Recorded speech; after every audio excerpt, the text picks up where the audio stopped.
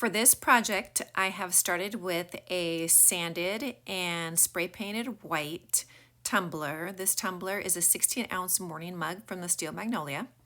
Then I covered it with the Dragon Ice glitter from the Glitter Guy. It's a really pretty opal. It has like a little pink shift to it.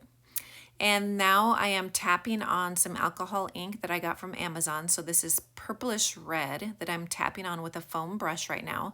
And then periodically I'm going to spritz it with some alcohol to move that alcohol ink around, and then kind of wipe it down with a paper towel just to get all the excess off. So I'm using purplish red, yellow, and orange colors. And I'm going to rotate all around my tumbler until I'm happy with the blend. Okay, so now for the fun part. I was looking for a nail design that I could replicate, and I was doing a search, and I saw a nail design on Pinterest that was advertising abalone shell designs, and you could get that abalone shell from Amazon. So I'll post the Amazon picture of the nail that I used as a guide. And so I went straight to Amazon and I bought those shells, and then I bought some gel polish, and then I was researching how to use gel polish to make flowers because I wanted to experiment. And so I found this thing called blooming gel, which I'm sure I'm late to the game. I'm sure y'all know what blooming gel is, but I've never heard of it. So I thought, oh my gosh, that is so cool.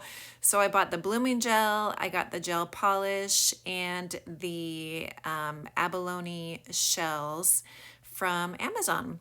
So I'm just using a dotting tool to dot on different colors of the nail polish over the top of blooming gel. And what happens is the colors run into each other because the gel allows them to spread into one another. So it makes this watercolor effect, which I thought was really neat, especially for somebody who doesn't know how to paint flowers.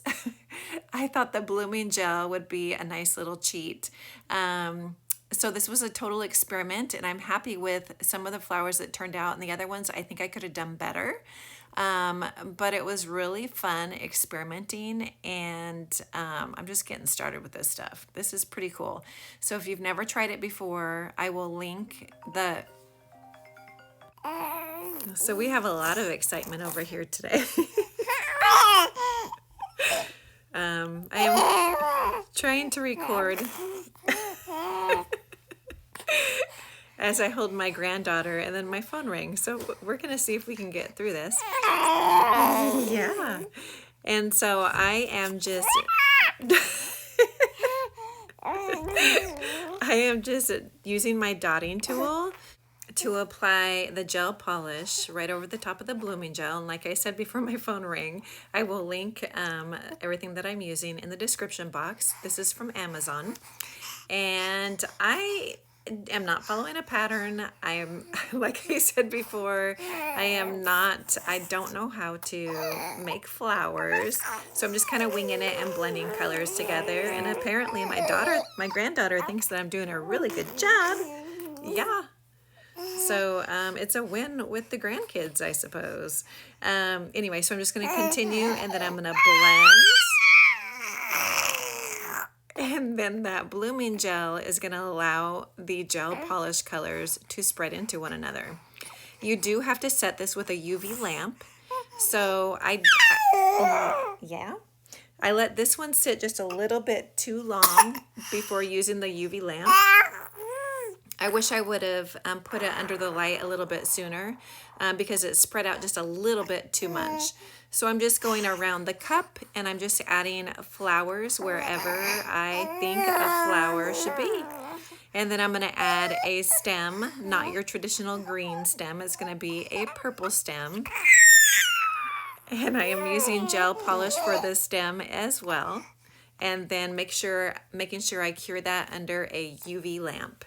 Okay, so my adorable granddaughter is now back with her mommy. She is very social, and she was very entertained by this video, so she was interacting with it quite a bit. So you're just going to continue with your blooming gel. So you use your blooming gel first, and then go over it with your gel fingernail polish, set it with a UV lamp, and then continue. And then for the stems, it's just gel fingernail polish, and you just set it with a UV lamp. You don't need the blooming gel for the stems. Once you have the amount of flowers placed where you want them to be, then you can start applying your glue or whatever adhesive you're going to use to apply your gold flakes. I like to use Tack-It. So I will link the very first video actually on my YouTube channel. I'm doing this exact same thing. So I'm using Tack-It to apply gold flakes to a cup. So I'll link that one at the very end of this video. But so for Tack-It, you want it to either air dry or you can dry it with a heat gun. Just don't hold the heat gun too close to the Tack-It because it will make it bubble up and then your flakes won't stick very well. So you just randomly apply them wherever you want them on the cup, and once that glue is dry, it feels a little tacky, and then you can easily apply your flakes, and then I just give them a little rub with my finger and the excess flakes come off. This is so cool, so much fun. I can't believe that I've never seen these before. I have no idea how long these have been around. I've never seen anybody put these on a cup before. So if you've used these for a cup that you've made, would you please send me a picture or tag me in a post or something? I do have Instagram. It is linked on my YouTube channel. I would love to see what you make with these because I couldn't find anything anywhere. So that's why I used that fingernail picture after I saw that. So these are really cool. These are just broken up abalone seashell pieces, and they do have curves to them. It's just like a shell that is curved. So when you lay it on your cup, it does have some sharp edges that will poke up unless you get one that happens to have the perfect curve on it, and then you can lay it flat. But one side of the shell is a little bit shinier than the other, and you want the shinier side, the one with the most color, to stand out and be the top. So so I just placed these all around the cup to try to mimic what I saw in the fingernail picture that I posted at the beginning of this video. And then I just placed them between the little gold flakes just randomly. I didn't want to use too much. They are very tiny. So if you have a fingernail, only 1 or 2 little teeny pieces of shell will be fine on your fingernail. But for a cup, a 16-ounce cup, you're going to need quite a bit of those to really stand out. So I think I used, maybe 8 pieces, maybe 8 or 9 pieces, I'm not sure. But I'll show you at the very end when I take my cup off the turner. It has its final coat right now spinning.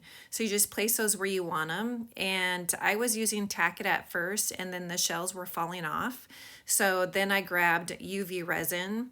And my UV resin is from Resin Rockers. It's the Resin Rocker UV resin. It says hard type. And so I had to apply that to keep the shells on. And then it did take 2 coats of epoxy over the top before I was able to sand because it did have the sharp edges poking up. So 2 coats of epoxy. And then you want to give it a good sand, and then you're ready for your final coat.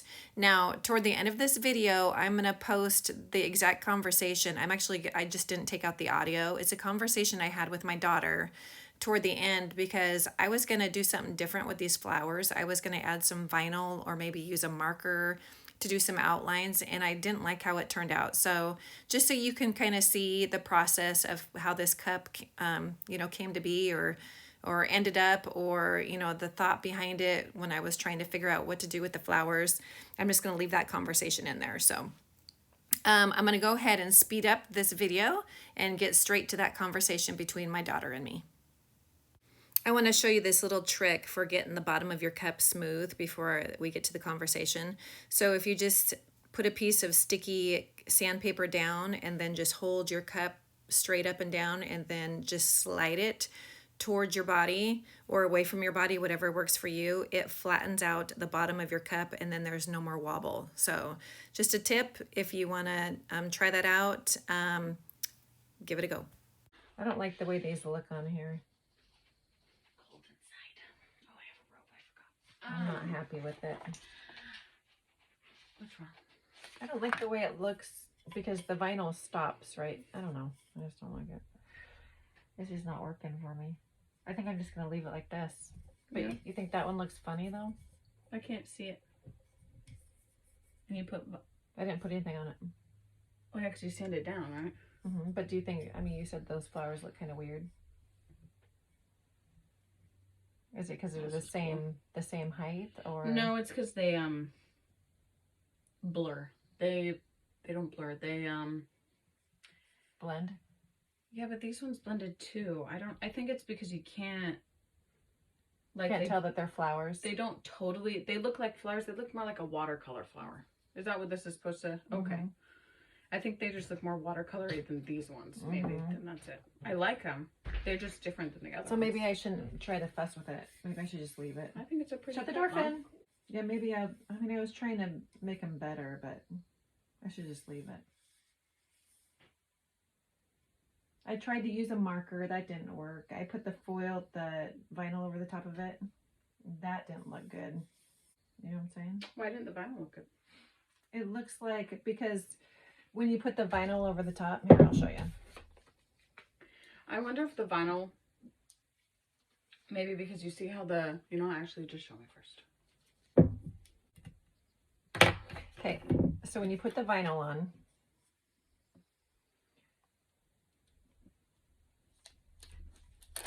see how it covers the dark spot? And that does not look weird? Okay, that is what I thought you were going to say. I wonder if it's because you did the whole entire thing instead of just the outline. Because you did an outline of every petal instead of just the outline of the flower. Like around it. Do you think that would look better if I just did the outline? I don't know.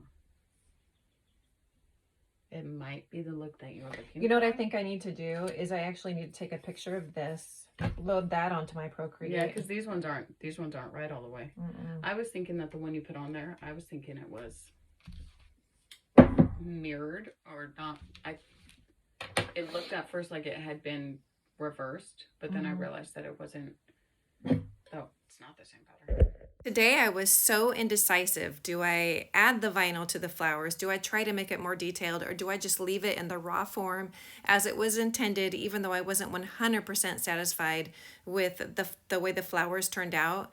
And the way, as I processed with my daughter and bounced ideas off of her and listened to her kind opinions, and she's somebody I trust, it helped me to realize that no, this is how I intended it. I'm going to go with this. This is how it was meant to be. And even though it's not 100% perfect, it's hand done and it's beautiful. And when you second guess yourself, sometimes you bring yourself right back to the beginning and just, go with it. You had a plan, go with it, trust the process, and love it, even if it's not perfect. I hope that you were able to learn something new today. And if you like the content, please consider subscribing, turn on that bell for notifications, and give it a big thumbs up. Thank you so much. I appreciate you. Thank you so much for watching.